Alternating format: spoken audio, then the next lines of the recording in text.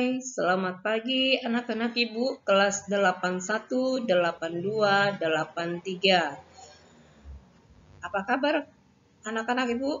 Semoga kabar kalian dalam kondisi yang sehat ya. Orang tua dari anak-anak Ibu juga dalam kondisi yang sehat.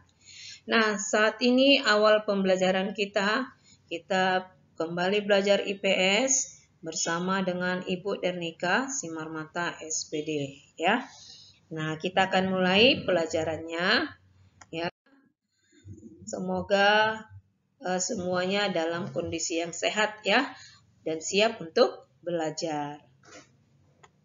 Saat ini kita masuk ke bab 1 pelajaran kita, yaitu keunggulan dan keterbatasan antar ruang. Ya, pengaruhnya terhadap kegiatan ekonomi, sosial, budaya di Indonesia dan ASEAN. 1. Keunggulan dan keterbatasan antar ruang dalam permintaan, penawaran, dan teknologi. Di kelas 7 anak-anak Ibu pasti sudah mempelajari mengenai kebutuhan manusia. Ya, kebutuhan manusia itu bermacam-macam. Ya, dan selalu bertambah baik secara jumlah maupun kualitasnya. Nah, coba kalian hitung berapa macam barang yang kalian gunakan setiap hari. Kalian mungkin akan terkejut bahwa dalam satu hari kalian menggunakan puluhan barang untuk dikonsumsi. Tentunya barang yang kalian konsumsi itu berbeda dengan barang yang dikonsumsi oleh orang lain. Hal ini menunjukkan bahwa kebutuhan yang harus dipenuhi oleh setiap manusia itu berbeda-beda dan beraneka macam ya, berjenis-jenis. Nah, anak-anak Ibu perlu kalian ketahui bahwa faktor ruang akan menentukan tindakan seseorang sebagai konsumen. Ya, masyarakat kota biasanya memiliki perilaku konsumsi yang berbeda jika dibandingkan dengan masyarakat desa maupun masyarakat pegunungan maupun masyarakat pesisir pantai. Nah, demikian pula tindakan atau perilakunya dalam menggunakan sumber daya yang ada.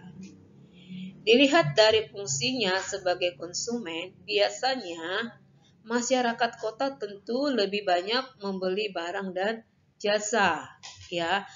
Kenapa? Bisa disebabkan atau ditunjang faktor pendapatan yang tinggi.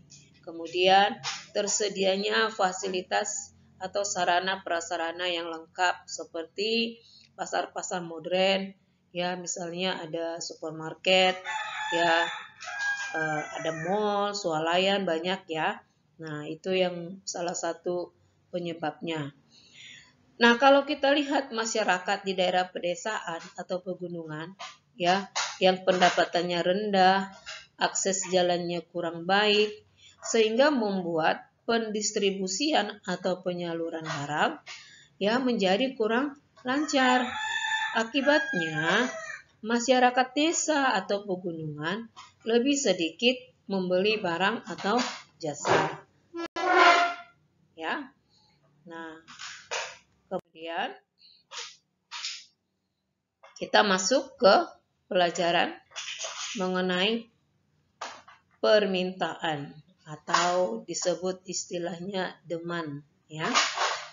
Permintaan itu identik dengan pembelian. Nah, anak-anak Ibu pernah nggak melakukan pembelian? Pasti ya, pasti. Nah, ketika anak-anak Ibu melakukan pembelian, ya, maka di situ sudah terjadi permintaan. Nah, apakah yang dimaksud dengan permintaan? Permintaan itu adalah suatu proses dalam meminta atau membeli, ya, sesuatu atau sejumlah barang, ya, pada suatu harga dan waktu tertentu. Ya, permintaan ini harus disertai dengan kemampuan membeli barang tersebut, ya. Nah, Ibu ulangi sekali lagi, permintaan itu adalah suatu proses meminta atau membeli sesuatu atau sejumlah barang pada suatu harga dan waktu tertentu.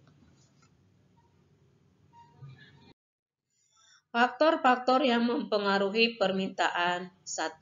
Pendapatan. Ya.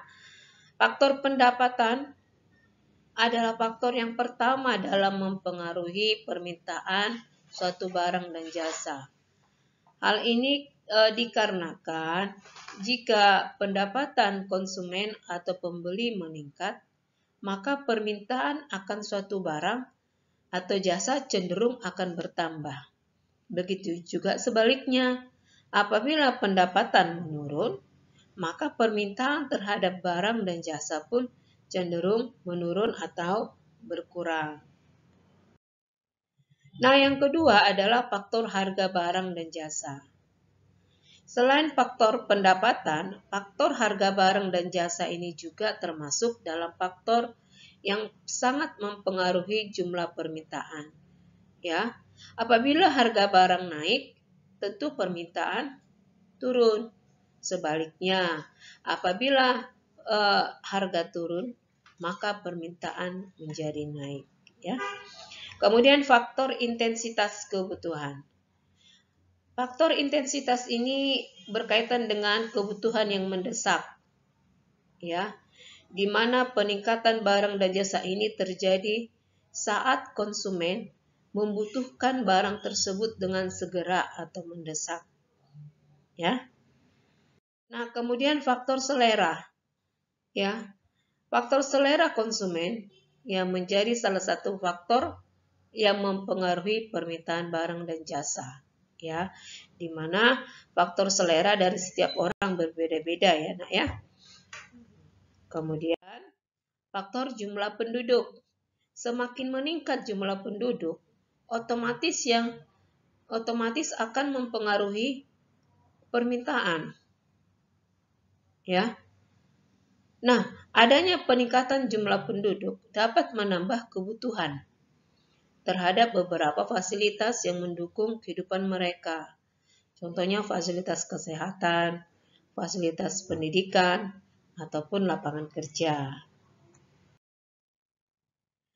Nah, dari penjelasan Ibu mengenai faktor-faktor yang mempengaruhi permintaan, nah sekarang kita lihat, perhatikan hukum permintaan. Yang menjadi hukum permintaan adalah hukum permintaan semakin turun tingkat harga, maka semakin banyak jumlah barang yang tersedia diminta. Sebaliknya, semakin naik tingkat harga, maka semakin sedikit jumlah barang yang tersedia untuk dibeli. Ya, pada hukum permintaan berlaku asumsi ceteris paribus.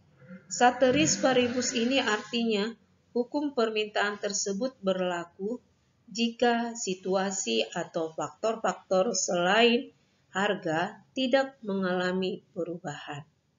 Ya, faktor-faktor yang mempengaruhi permintaan tadi tidak mengalami perubahan. Itulah yang disebut dengan ceteris paribus, dan hukum permintaan berlaku pada saat dengan kondisi yang ceteris paribus ya, Nak.